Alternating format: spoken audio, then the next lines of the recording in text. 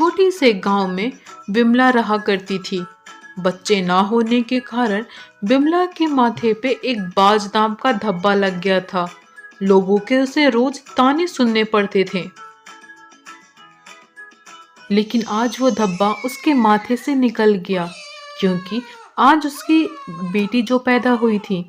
ये सब देख के उसके पति दिनेश के भी आंखों में आंसू आ जाते हैं। हे शिव शंकर, ये आपके आशीर्वाद से हुआ है। जय भोलेनाथ। उन दोनों की खुशी का तो ठिकाना ही नहीं था। उनके घर लक्ष्मी जो आई थी। असल में वह दोनों शिव जी के परम भक्त थे, इसीलिए उनको आज ये खुशी प्राप्त हुई। आज उनको संतान सुख मिला, जिससे वह दोनों बहुत ही खुश थे। दिनेश ने अपनी बेटी का नाम अपर्णा रखा और उसने मंदिर जाके भगवान का शुक्रिया अदा किया। अपर्णा धीरे धीरे बड़ी हो जाती है। वो पूरे 5 साल की हो जाती है। एक बार की बात है, अपर्णा को अचानक चक्कर आ जाता है। दिनेश और विमला देख के चौंक जाते हैं। क्या हुआ बेटी, क्या हुआ? तू ठीक तो है? दिनेश की बातों को सुनने के बाद अपर्णा बोलती है, बेटी? कौन? किसकी? मैं किसी की बेटी नहीं हूँ। ऐसे क्यों बोल रही है बेटा? तुझे क्या हुआ? तू मेरी बेटी अपर्णा है। क्या हुआ बेटा तुझे? मैं आपकी बेटी नहीं हूँ, मैं तो रघु की बेबी राधिका हूँ। यह सब सुन के दोनों के तो होश ही उड़ गए। तो ये सब क्या बोल रही है बेटा? तू हमारी बेटी है और अभी तो तू केवल 5 साल की हुई है। तू किसी की बीवी कैसे बन सकती है? अरे मैं इस जन्म की बात थोड़ी ही कर रही हूँ, मैं तो पिछले जन्म की बात कर रही हूँ। अपर्णा की ये टेढ़ी बातें सुनकर दिनेश और विमला पे तो मानो कोई बादल ही टूट पड़ा हो। लेकिन अपर्णा की बातें तो सच है। पिछले जन्म में उसका नाम राधिका था और उसकी शादी लखनऊ में एक रघु नाम के लड़के से हुई थी, जो कि एक बिजनेसमैन था। एक दिन की बात है। राधिका, तुम सच में बहुत सुंदर हो। आज से तुम्हारे हर सुख दुख में मैं तुम्हारे साथ रहूंगा और तुम्हारा जिंदगी भर साथ दूंगा। जी, आप भी बहुत अच्छे हैं। मैं भी आपसे वादा करती हूँ, आपके हर सुख दुख में मैं आपके साथ रहूंगी और जिंदगी भर आपका साथ निभाऊंगी। दोनों एक बेहतर जिंदगी के सपने बुन रहे थे। इधर राधिका की जेठानी अंजलि राधिका को लेके अपने मन में जहर घोल रही थी। इस राधिका के बच्ची का कुछ ना कुछ तो करना ही पड़ेगा।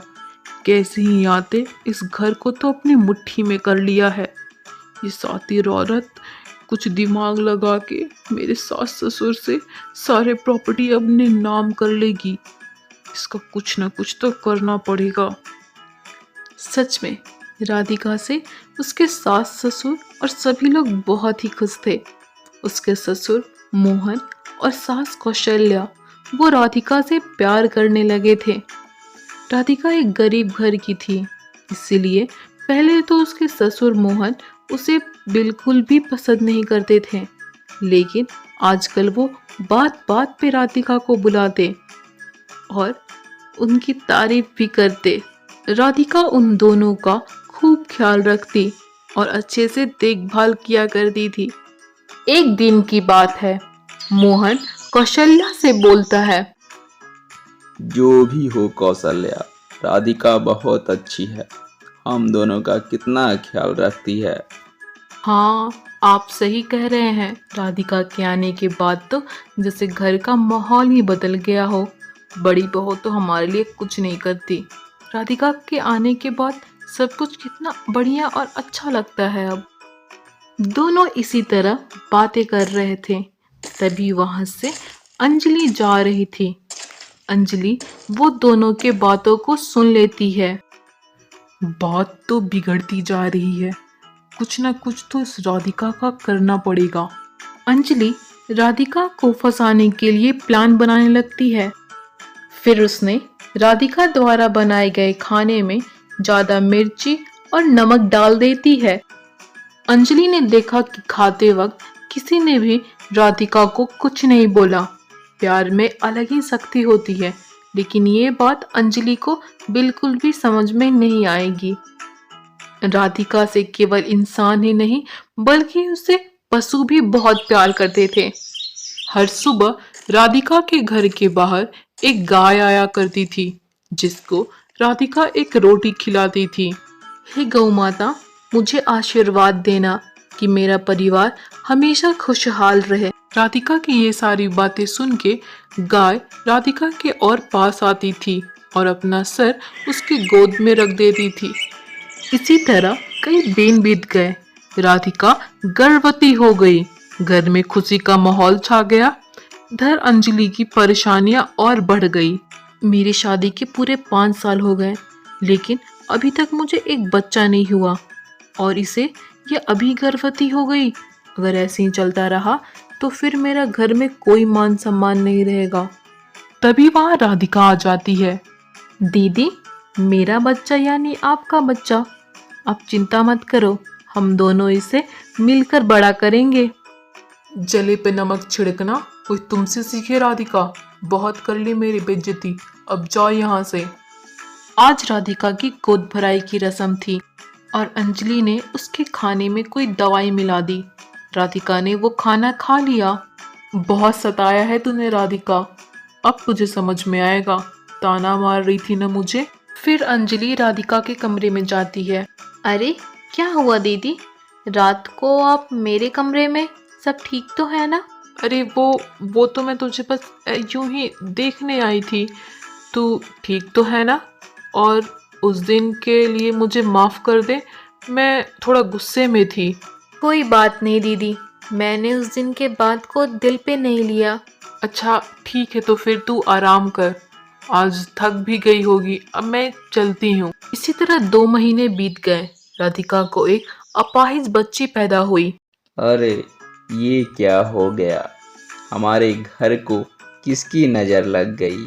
लगता है भगवान असंतुष्ट है हमसे, न जाने अनजाने में हमसे कौन सा पाप हो गया, हे भोलेनाथ। अंजलि मन ही मन बहुत खुश हो रही थी। ये तो होना ही था, आज मैं बहुत खुश हूँ। अपर्णा अभी तक अपने बीते हुए कल के बारे में बता रही थी। वो देखती है धीरे धीरे लोग इकट्ठा होके उसके बातों को ध्यान से सुन रहे हैं। कहते कहते अपर्णा चुप हो जाती है। तभी दिनेश बोलता है, उसके बाद क्या हुआ? उसके बाद मैं शिव जी का व्रत रखने लगी। उसके कुछ ही दिनों बाद मेरे पति की नौकरी चली गई। अपर्णा बोलती रही। उसके कुछ दिनों बाद उसके पति रघु की नौकरी चली गई। रघु की नौकरी जाने के बाद उसके भैया भाभी भी अलग हो गए। अब राधिका के सास ससुर राधिका और रघु के साथ रहने लगते हैं। रघु काम ढूंढता रहा और राधिका अपने घर और अपनी बच्ची का ध्यान रखने लगी।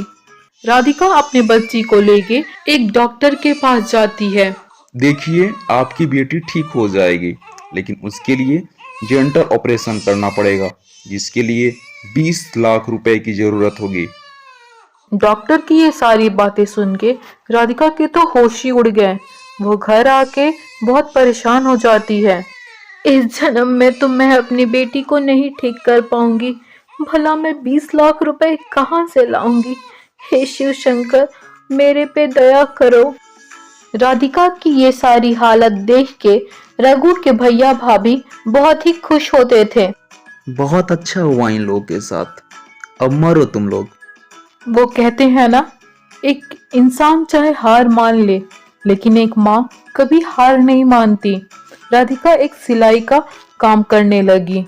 रघु भी राधिका की सिलाई में मदद करता। इसी से अब उनका घर बार चलता था। उसके बाद राधिका कुछ पैसे बचा के रखने लगी अपनी बेटी के ऑपरेशन के लिए। इसी तरह करते करते 4 साल बीत गए। एक दिन राधिका के दुकान पे एक डिजाइनर आया। नमस्कार। सुना है आप लोग बहुत अच्छे कपड़े सिलते हो, मेरे लिए काम करोगे? महीने का 2 लाख दूंगा। 2 लाख रुपए? तब तो बहुत जल्द ही मेरे पास पैसे इकट्ठा हो जाएंगे जिससे मैं अपनी बेटी का ऑपरेशन करवा सकूं। हाँ, मैं जरूर काम करूंगी आपके लिए। ये बात रघु के भैया भाभी को पता चल जाती है और वो लोगों को राधिका से जलन होने लगती है। मैं महीने का केवल 25,000 कमाता हूँ, कल की आई हुई छोकरी महीने का 2 लाख, इसका कुछ करना पड़ेगा। अरे सुनिए जी, एक बात कहूँ, एक काम करते हैं, इस राधिका के बच्ची को इस दुनिया से ही हटा देते हैं। न ये राधिका रहेगी और ना ही इस राधिका नाम का कोई कलंक हमारे सिर पे। फिर वो दोनों राधिका को मारने का प्लान बनाने लगते हैं।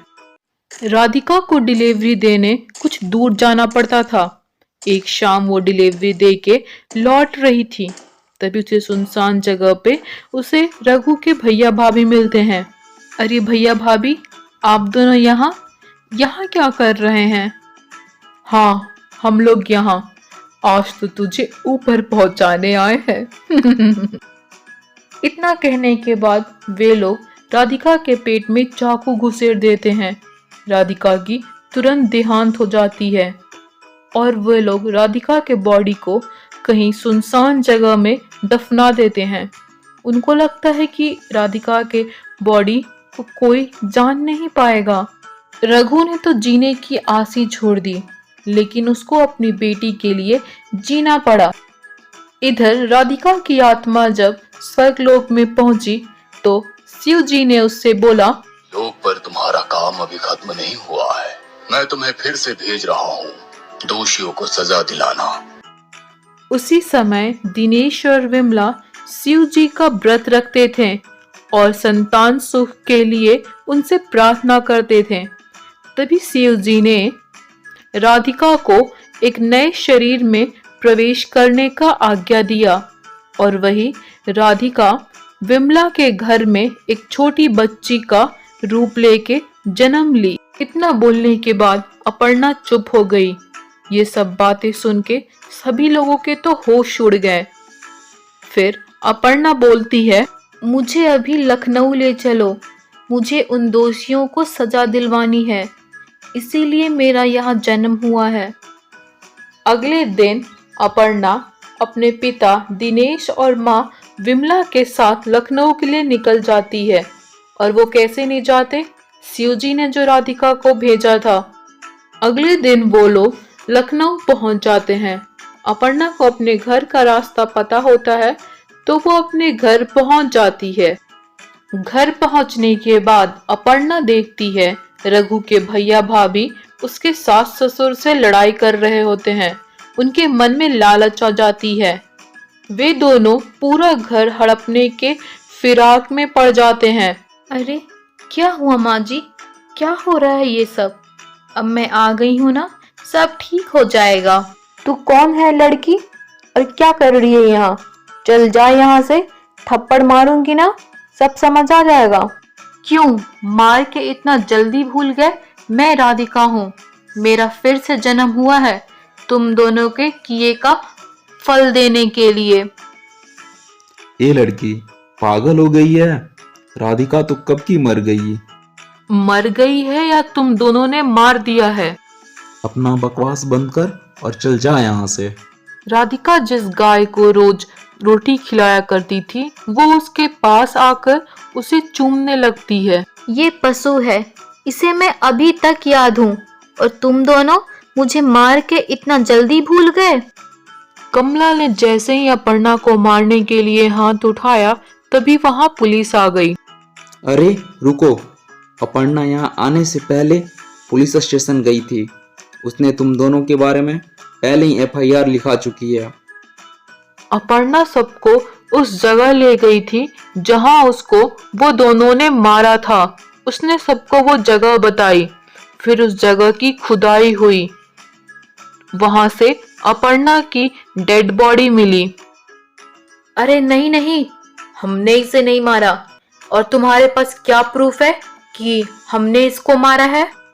तभी वहां एक चमत्कार हुआ। शिव जी वहां प्रकट हुए। प्रमाण मैं देता हूँ। यह बोल के शिव जी ने पुलिस को अपने जादुई शक्ति से सब कुछ दिखा दिया। पुलिस ने उन दोनों को अरेस्ट कर लिया और वहां से चले गए। सब लोगों ने शिव जी का शुक्रिया अदा किया। मैं हमेशा मेरे भक्तों के साथ रहता हूँ। मैं अभी सब कुछ ठीक कर देता हूँ। शिव जी ने अपर्णा के शरीर से राधिका के आत्मा को निकाल के उसके शरीर में डाल दिया। राधिका फिर से जीवित हो गई और राधिका के बेटी को भी ठीक कर दिया। फिर अपर्णा के शरीर में उसकी आत्मा डाल दी। इससे विमला भी बहुत खुश हो गई, उसे उसकी बेटी मिल गई। उसके बाद शिव जी अदृश्य हो गए। इसी तरह अंत में शिव जी ने सब कुछ ठीक कर दिया।